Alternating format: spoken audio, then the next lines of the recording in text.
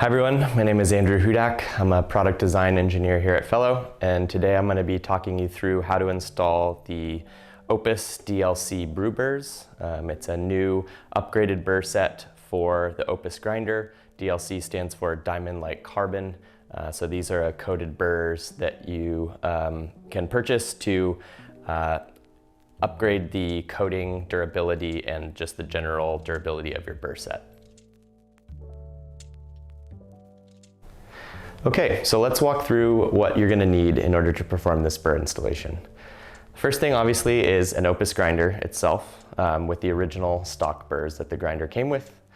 And then a lot of the other things that you'll need are included inside the burr upgrade kit. So let's take a look at what's inside that box.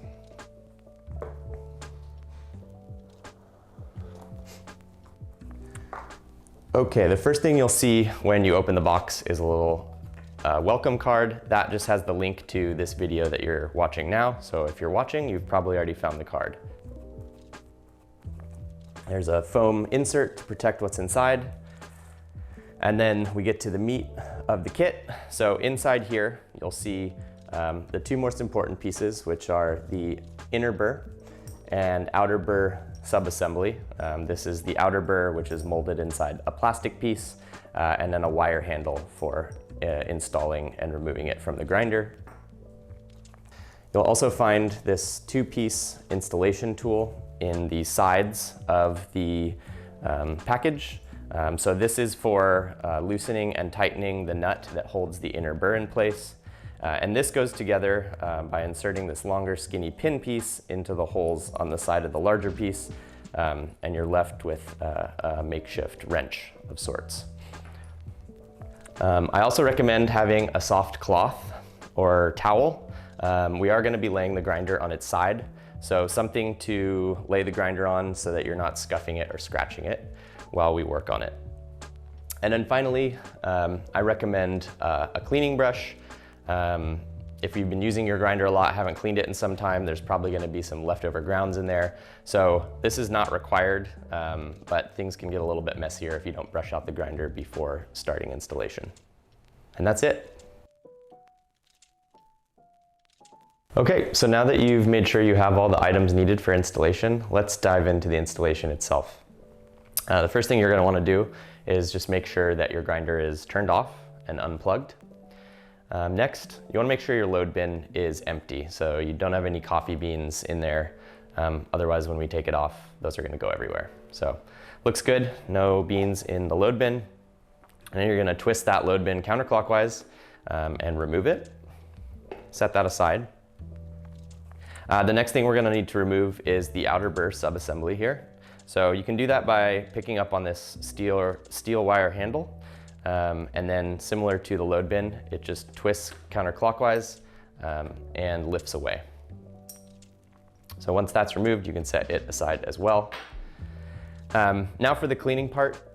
Again, if you have a brush, I recommend this.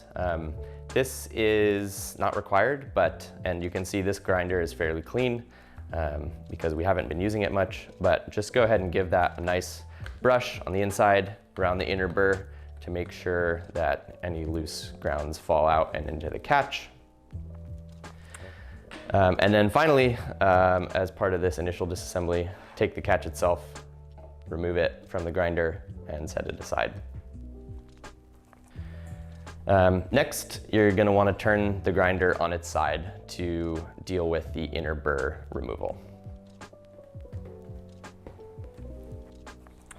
Okay, now this part is probably the trickiest part, which is removal of the inner burr and then reinstallation of the new DLC inner burr. So you take your two-piece installation tool. If it's not put together, again, you can put it together by putting the pin through the hole in the side of the larger piece. You're going to want to then put it on the nut in the on top of the inner burr until it engages. And this nut is threaded the opposite direction that most nuts or bolts you're used to. So you're going to actually want to turn the installation tool clockwise to loosen that nut.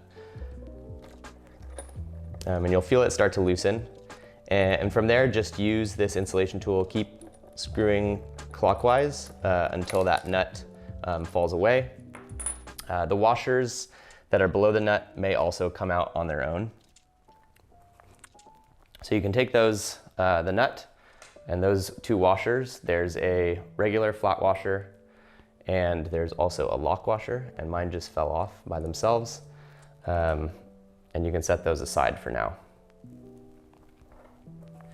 Now you're going to want to take your installation tool and actually take it apart. This piece is what you're going to need next.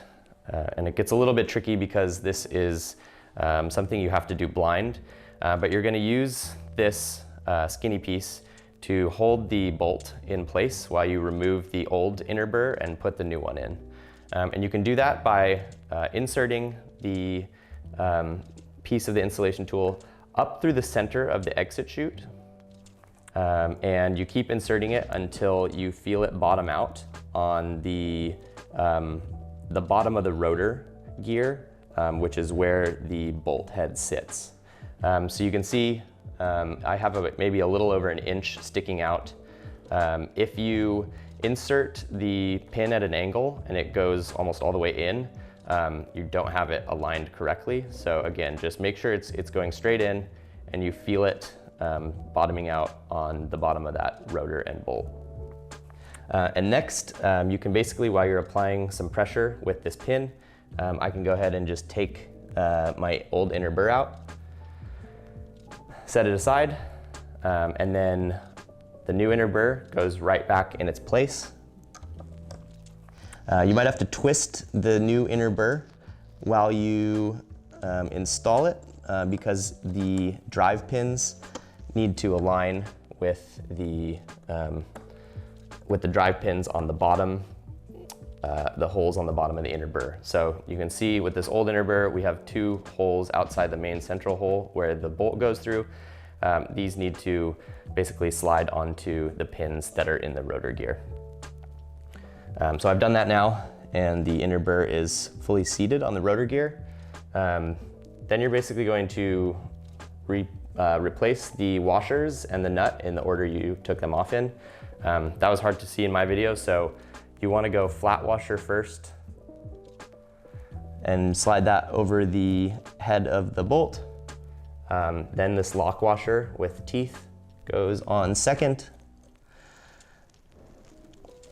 And finally, the nut. So you're gonna hand tighten the nut. And again, it's the opposite threading. So this time I'm gonna be turning it counterclockwise until you can feel it start to engage with the threads. So just give it a couple turns until you can't hand tighten it anymore. At this point, it's good to remove this pin part of the installation tool from the bottom chute. You're actually gonna wanna reassemble the two-piece installation tool.